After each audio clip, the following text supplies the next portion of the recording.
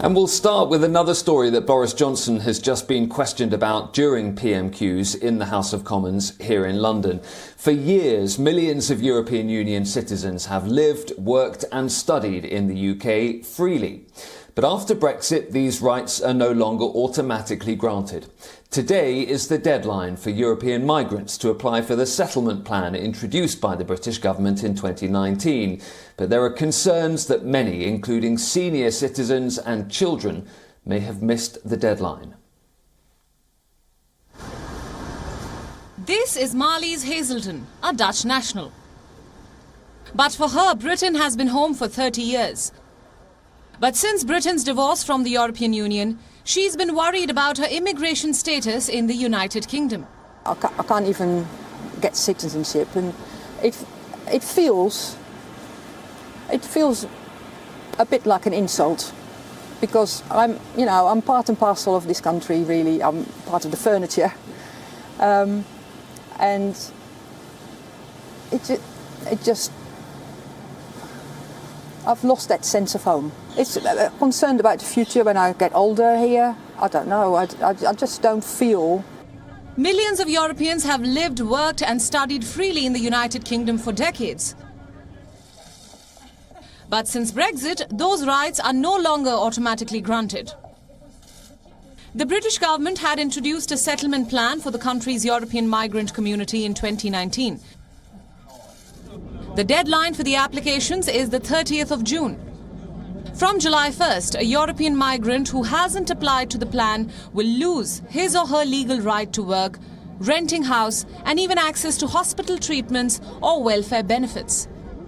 Some may even be subject to deportation. Campaigners are worried that many Europeans may not have applied by the deadline. As a campaign group, we hear a lot from vulnerable residents that, for example, elderly residents that don't necessarily know that they have to apply because they have been in the UK for such a long time. They think that their status is secure. Or often we hear from parents that think that their status automatically passes on to their children, and that's not the case. You have to make an individual application for each child. So even quite late on in the game, we're hearing from people saying, "Oh, I just heard that I had to apply for my child. Is that correct?" Yes, it is. We're worried about people that lack the digital literacy skills to complete the application online. Also, children in care, for example, the information may not be reaching them.